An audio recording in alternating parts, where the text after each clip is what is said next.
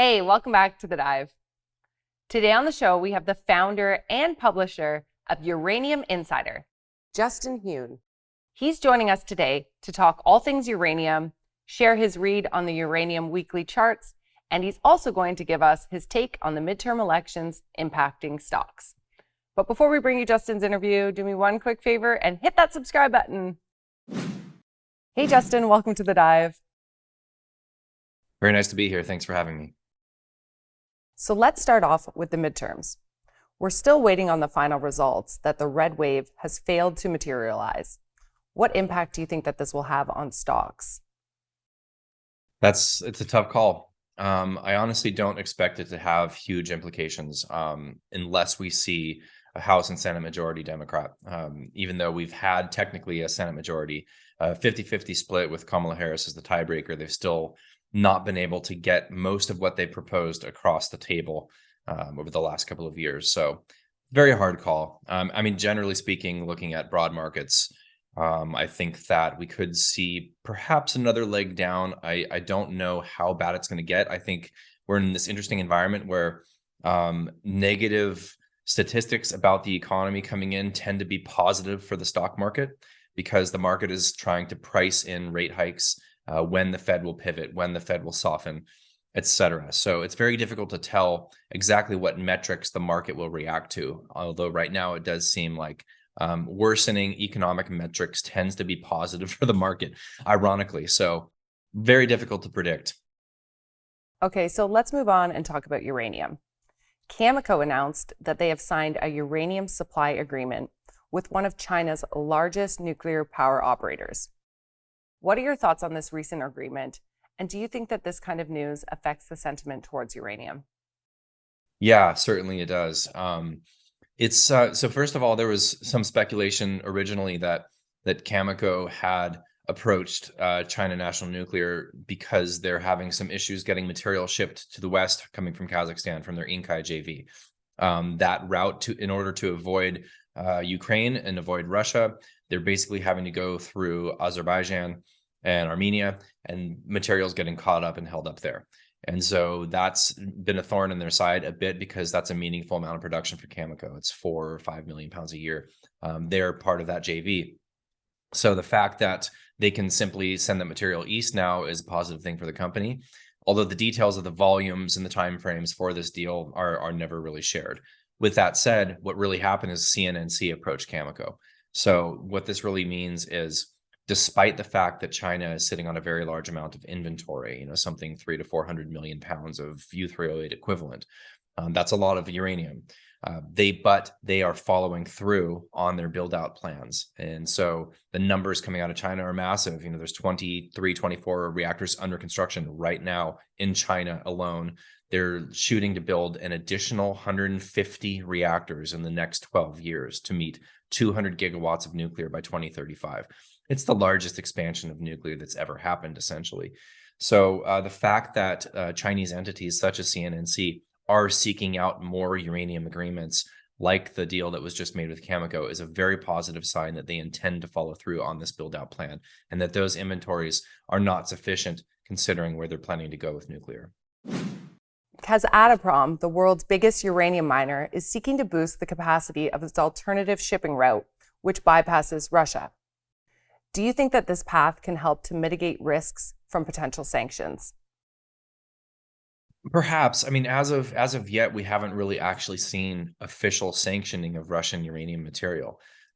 So far for the US or the EU, we've gotten ourselves into the situation in the West where we're still dependent on that material for the functioning of our energy grids.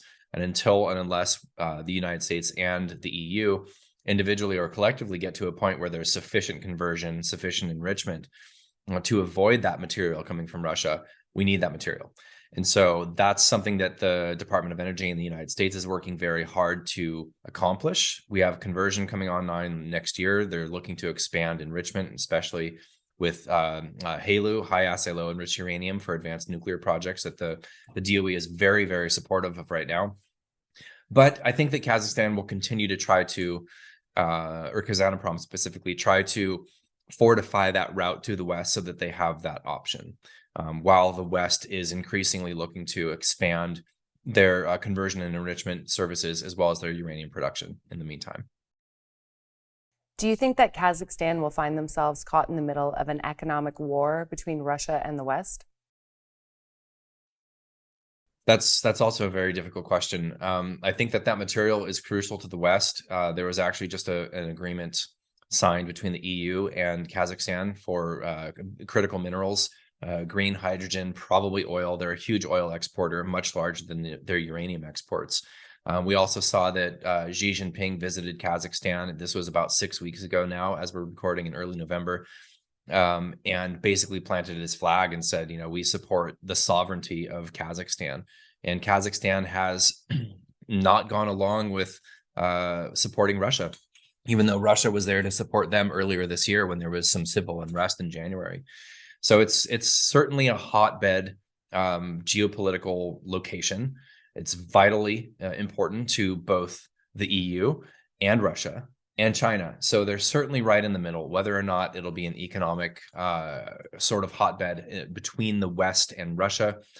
China also is very much wanting that material as well in terms of not only uranium, but oil and gas. And it's also a crucial point for their Belt and Road Initiative for actually shipping material to the European Union from China, goes through Kazakhstan. So very, very vital country. There's certainly political risk associated with an investment there, although with uranium specifically, Kazatomprom is clearly the low-cost producer and the value play in the space. So we're seeing news that France and Britain have pledged ambitious cooperation in the field of nuclear energy to cope with the impact on energy supplies. Where do you think this goes from here? That's kind of a deep and expansive question, specifically with France and Britain. That's a little bit easier to answer. France went all out in nuclear in the 80s, just like the United States did, and it's worked out extremely well for them. Now, in the earlier part of the last decade, they had pledged to phase out nuclear with pressure from the Greens, essentially. And what happened was they underinvested in the maintenance of a lot of their plants. And while they are still the largest electricity exporter on the planet, most people don't know that. A lot of the surrounding countries in Europe are dependent on France's nuclear fleet, ironically, especially Germany, that is phasing out their nuclear currently. And so France going forward has shifted 180 degrees and said, not only are we giving life extensions to the plants that we plan to phase out by the middle of this decade into the 2030s and beyond, we're going to build new nuclear. And so EDF is now 100% state-owned, and they seem to be moving in the direction of accelerating builds. There was just something proposed or possibly even passed in the last couple of weeks where they're trying to cut down on the bureaucratic red tape for new nuclear builds if they're within a certain proximity of an existing nuclear plant. So it's worked out phenomenally well for France, with an exception of the past few years that only has to do with their insufficient maintenance on those plants. So they've had some corrosion issues that's kept up to half of their fleet offline for at least a couple of months out of this year. Those plants are starting to come back online in time for winter, thankfully. As far as the UK goes, that's a tougher nut to crack because of the political turmoil, let's say. Liz Truss, who was in for a number of weeks, was very, very supportive of nuclear. Rishi Sunak, who's there now, appears to be supportive of nuclear. They are continuing to move forward with their latest build project, the Rolls-Royce that is making SMRs. It looks like there's a lot of support in the UK to expand, or not to expand, but to implement and then expand SMRs going forward. So for those two countries, nuclear looks very positive. Where is this going as a broader question? I think really just the energy crisis is highlighting the effectiveness and the importance of nuclear. And whether you take a stance of climate change and or a demonizing of carbon, or just looking at literally sufficient fossil fuels to power civilization going forward out in the decades ahead, nuclear is going to grow in importance, and there's going to be growing support globally, in my opinion. Are there any signals out there that would indicate that we are seeing more long-term uranium contracts? Definitely, yeah. We've signed officially 106.5 million pounds in long-term contracts this year to date. We still have got 7 weeks left in the year. I think we'll see another 10 or 20 million pounds signed, in my opinion. That'll be by far the largest number of pounds signed in long-term contracts in an annual basis since 2012. So for the last decade, we've seen insufficient term contracting that has been buffered by short-term trades, by spot market purchases, by inventory drawdowns, et cetera, et cetera. So this is kind of year one, in my opinion, of a multi-year contracting cycle. The signs are there. We've heard from Cameco, which is really sitting in the catbird seat here in the West as the largest producer in the West, saying that they're seeing more interest and there's more pounds under discussion for term contracts with utilities right now than they've seen since Fukushima. And these conversations take a very long time. That's a very long-winded, convoluted, difficult thing to elucidate in such a short time frame here with you. But yes, the signs are there. This is year one of a contracting cycle that I expect will last minimally 3 to 5 years, and it could last much longer depending on what the demand outlook looks like at that time. We wanted to get your read on some charts. What are you seeing right now on uranium weekly charts? Do you care to share your read on URA and URNM? So a weekly chart for URA, we're definitely seeing some resistance. You can see these rejection candles with the long wicks to the upside. It's been a while since we closed at the highs of the week. It's been about a month since we were close to that. We're still in the middle of this declining channel. However, we are trading well above this rising 200-week moving average. It's certainly possible we see a retest here, but as you can see, like I've drawn on this chart, this looks to me like an inverse head and shoulders. It just depends on where we go in the next month or so. It's very difficult to predict. It's a hard to read chart. Generally, long term, I think that this is one big bear trap. This was the initial takeoff from a multi-year bear market. That initial takeoff happened December 2020, and this is the first big pullback. This looks to me like a big bear trap prior to the next move higher.